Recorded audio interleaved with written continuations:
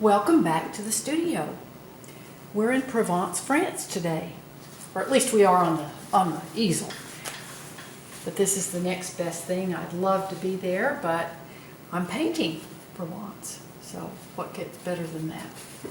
I love just the beautiful wisteria, the little doorways and everything. And this is opening the door to a flower shop. I'm going to be painting the sign. And first of all, if this is a tile in the wall, in the rock wall, and I want to first do my shadow pattern, I want to paint it thin enough that I can kind of see my lettering through there, since I've kind of got my lettering worked out. When I sketched this up, I did my lettering in my mix of mud, which is 2 parts of ultramarine blue and 1 part of alizarin crimson. And I add liquid into that to make a thin oil wash, and I sketch up the entire design of my composition on the canvas. That way and I let it dry overnight, so then it's there. If I need to erase something off, say I go over the sketch, I can just take a clean brush, dipped in thinner, wipe it out, and I can just lift up the paint.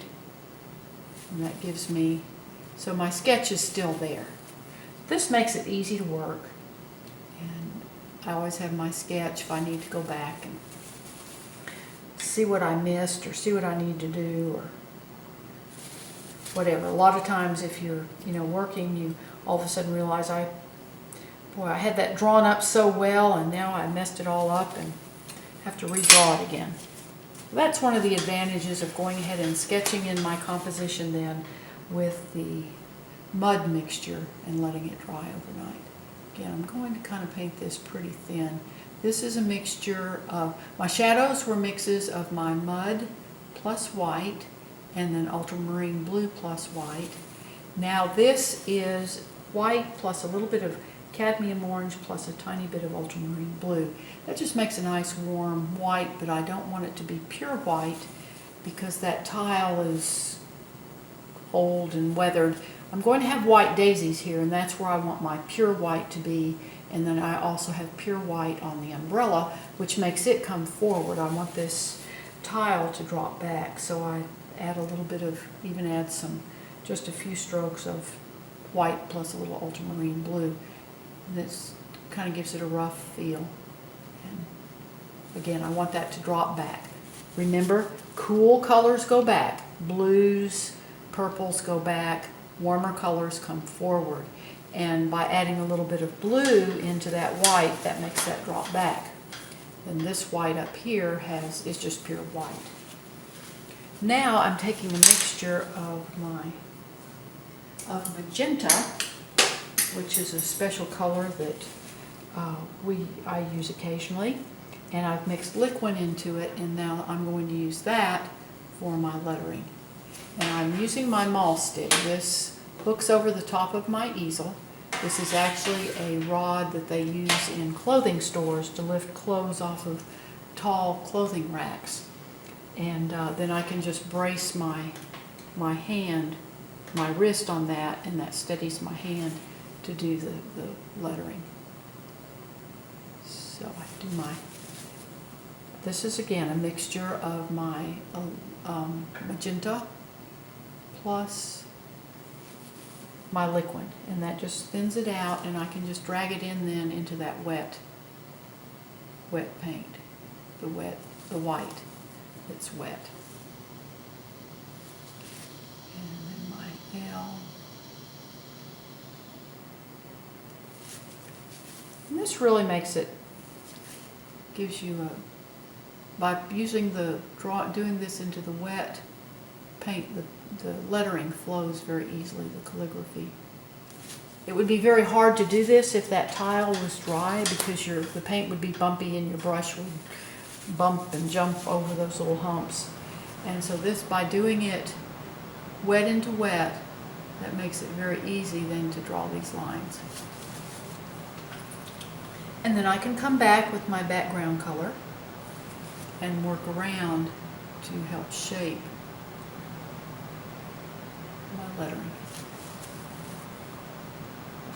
Keep cleaning my brush. I have to be very careful because I don't want, if I'm working in the white, I don't want to pull that magenta into the white. Okay, and then my U.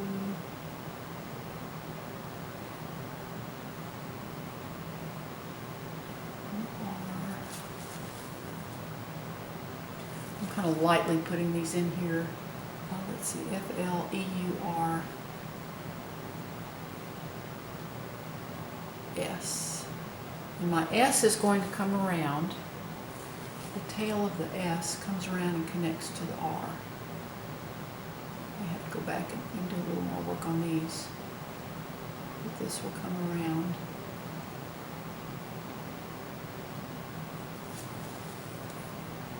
And connect up to my R. So R comes. And this S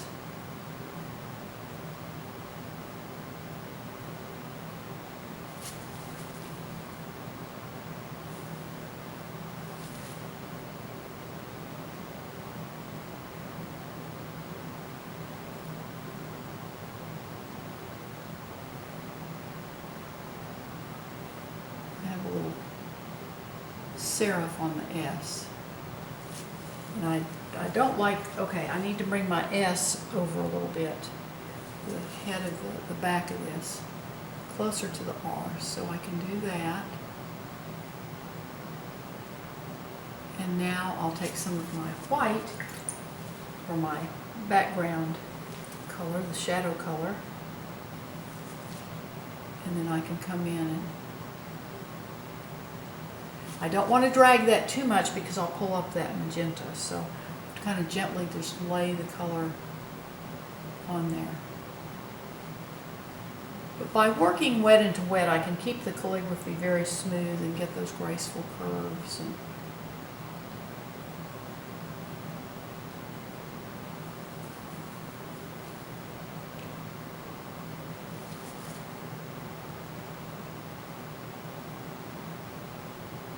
I still have refinements to do on this. Get my brush to cooperate here. My hand, I'm not sure which. Might be my hand. And I probably got down a little close down there, so I can, again, taking my background color, I want this shadow to come down anyway because that shadow continues across the tile. Going to raise this up a little bit. Got that down too low. Now I'm taking my lighter color and just, again, I just gently lay that paint on top of the magenta. If I work it too much, it's going to make that whole area pink. So I just have to be very careful to not work it too much. Okay, now let's bring this around, not so low down if I can. Well, I'll tell you what, I'm just, there we go. It's a matter of working back and forth. It takes some time to, rarely do I get this lettering the first time. I have to go back and work and piddle with it. But it's just pushing and pulling.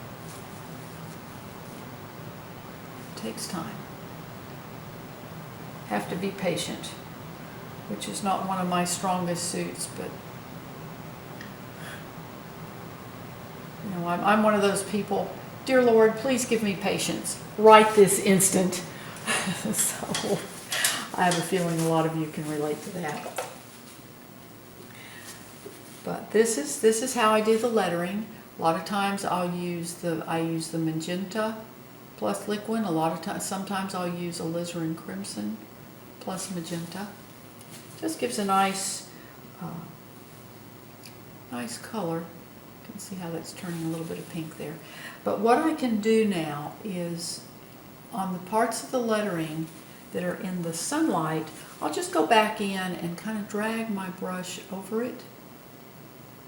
And that lightens the lettering that's in the sunlight. And if it's that was done pretty thickly, so I can just take a tiny, I don't even know if you can see it, a tiny bit of the lighter color, background color on my brush, and I can pull over this and just make that lighter. Then my color in the shadow, the part of the lettering in the shadow, I come back with my magenta wash, and I just come back over that. I want this to be there. Get a better serif on that. So I take some of my background color, and again I can just gently, that got a little bit pink, so I have to take a little bit more and just lightly go over that. And that got a little bit wide.